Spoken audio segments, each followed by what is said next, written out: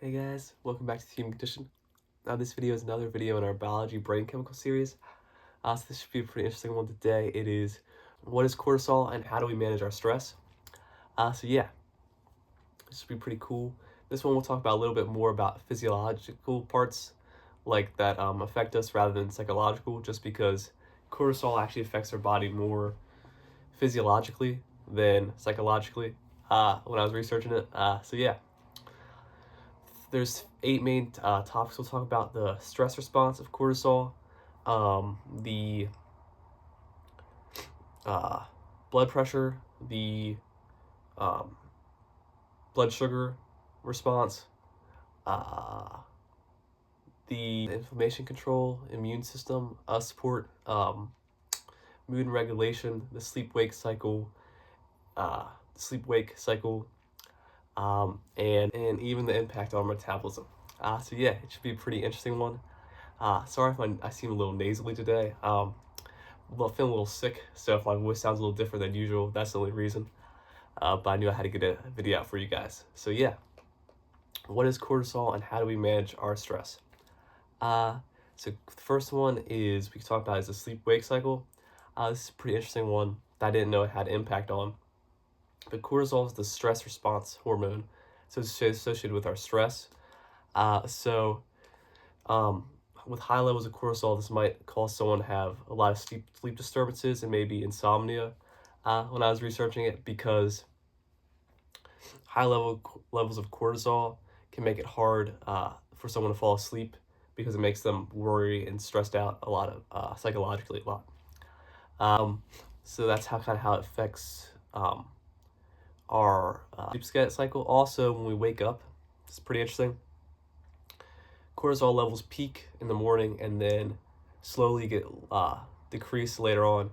So it's kind of cool. So when you first wake up, you might be more, in my opinion, this is how I picked up more to make more focused and attention driven and be easier to focus.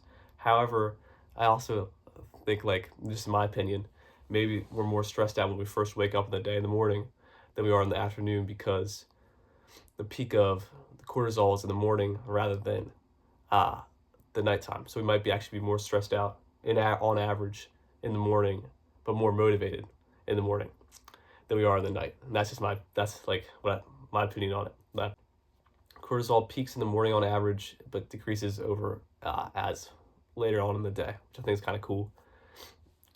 Meaning if you want to get work done, it's actually better to do in the morning because you'll have higher levels of attention and higher levels of good stress, the stress that to motivate you to focus on work.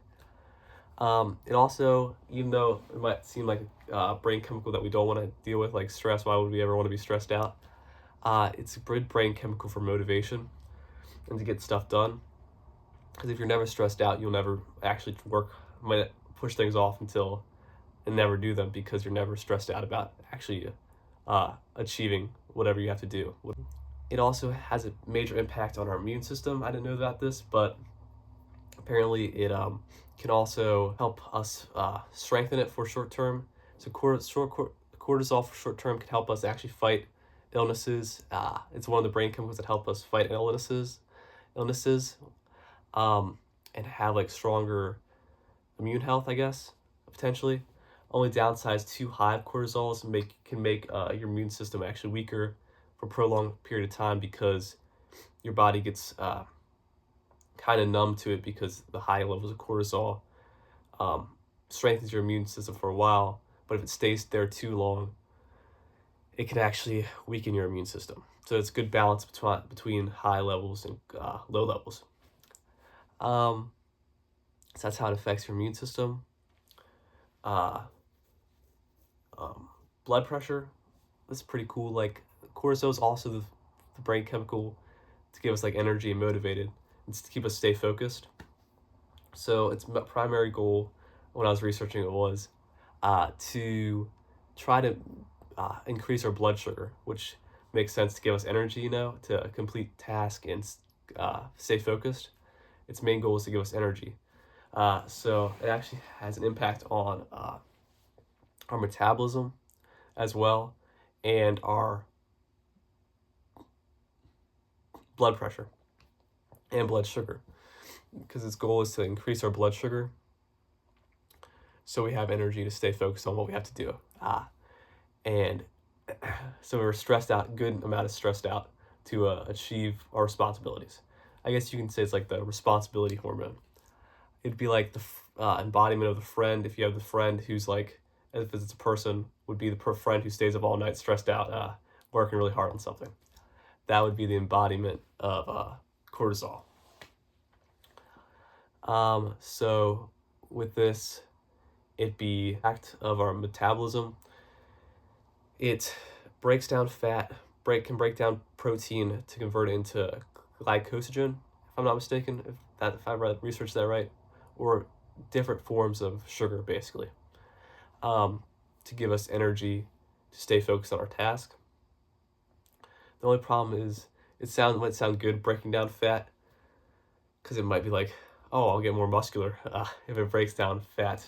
However, sometimes with cortisol, at least, it also chooses where the fat goes. So high levels of cortisol breaks down fat, but it breaks down fat in a lot of areas, but it stores the fat in your stomach. So high levels of cortisol can make us have less fat, I guess, other places, but it puts the fat into the abdomen. So that's one impact of cortisol. It also breaks down protein, which can also, too high levels can make us lose muscle mass. But this also gives us a lot of energy for like different various things. This blood pressure, it can also, it's like the stress, fight or flight hormone. It can also increase our blood pressure, as long as it's not too high or too low. Too low, it might have too little bits of blood pressure, not high enough, but too high blood pressure. But if you have a good amount of cortisol, it can help your body react in those the positive stress moments and have the energy to act with a good amount of blood pressure. Its impact on your mood. A good amount of cortisol makes you stressed out to complete tasks. Too much cortisol can make you go into overdrive, meaning this would be like staying up all night doing like tons of work that you don't even have to do until a long time, but just getting it all done, which is good, but it might cause you to be burned out. Too low cortisol, meaning not enough stress, so you might just be chillaxing with the broskies, or the homies, with too low cortisol, but not getting the work you have to do done, I guess. Conclusion, cortisol is an awesome brain chemical that can sometimes be seen almost always as a negative, but the positives of it is it can help strengthen your immune system, give you energy to complete tasks, help your blood pressure regulation, help your immune system, help you fight inflammation. It can give you energy to complete tasks. Negatively, obviously, it all has pros and cons. Negatively, it can make you stressed out.